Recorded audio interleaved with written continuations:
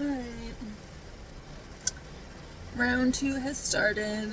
I got my period on a full moon, no less. I'm not mad at a lunar sinking at all. So now I'm waiting at the pharmacy to pick up my refill of letrozole so that we can do this again. And just trying to stay optimistic.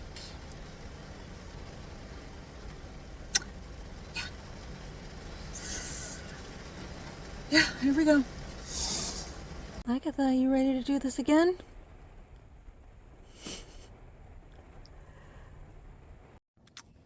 Alright, here we are again in the woods. It's day 4 of my cycle, so I started the letrozole again yesterday.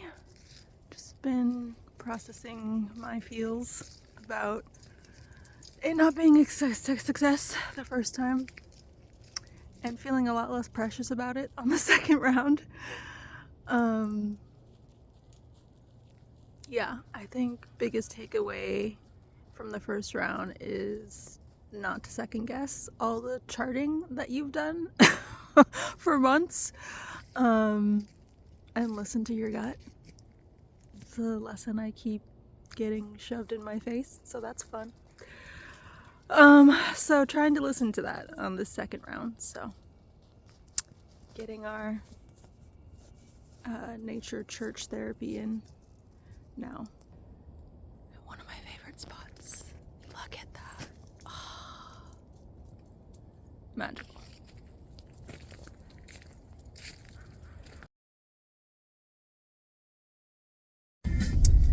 All right.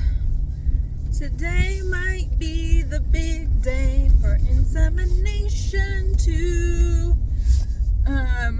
I got my positive OPK yesterday at 6:25 in the morning. And I started using a different OPK test than I have been. But I'll show that to you later.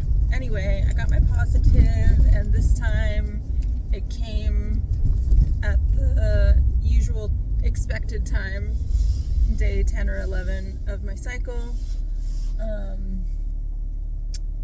which was a relief because the last month, when I first started taking the letrozole, it came a full day early on the 9th.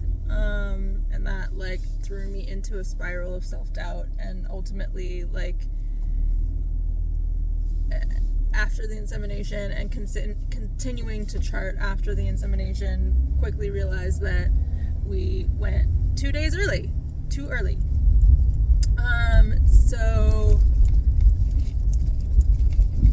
yeah, that was annoying, but I had chalked up the early positive to my body responding to the letrozole. But this time around, I'm like, okay, the whole point of doing the charting for months on end is to learn and understand my body's rhythms. So we're just gonna stick with that. Trust that, because that's the whole point. So it was affirming to get the positive during a time that has been established as normal for me. But just to try to maximize my chances, tonight we're planning on maybe doing the insemination. We're going to do a follicle ultrasound first and see how it looks, and then decide if we're going to do the insemination tonight, this evening, or wait until tomorrow morning and do it then, depending on what the ultrasound looks like. So, fingers and toes. I kind of kept with my ritual from last time. I went to Quaker meeting this morning because it was a Query Sunday. And then went for a long walk along the water with Lagatha, and have just generally been doing my best to maximize oxytocin production.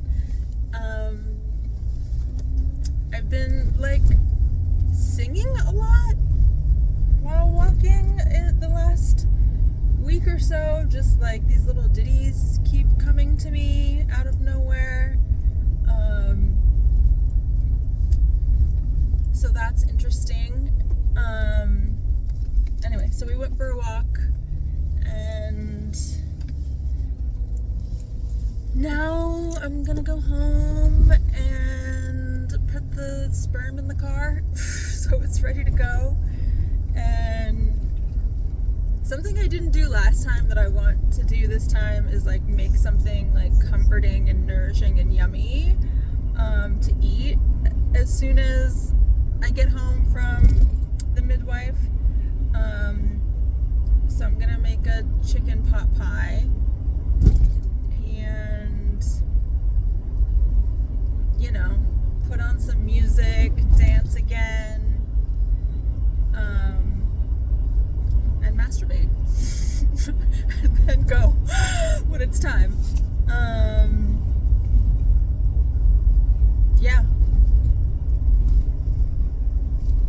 Yeah, it's funny that like a ritual is sort of like establishing itself around these inseminations. Like, I appreciate it and enjoy it, and I also like, you know, it's not the kind of thing that you want to go on over, you know, on and over again. Like, it's the kind of thing like you want to, like, I hope this is the last time. I hope I don't have to do this again, but I appreciate that I had these comforting, grounding rituals around it. So yeah, that's where we're at.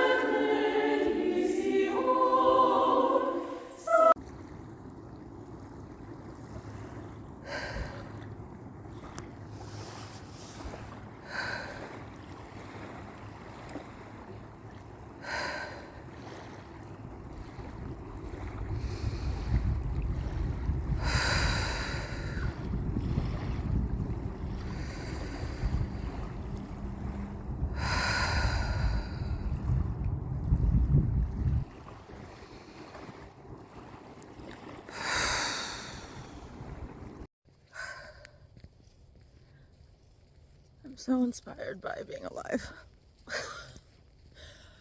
This has been the beginning or the continuation, I'm not really sure,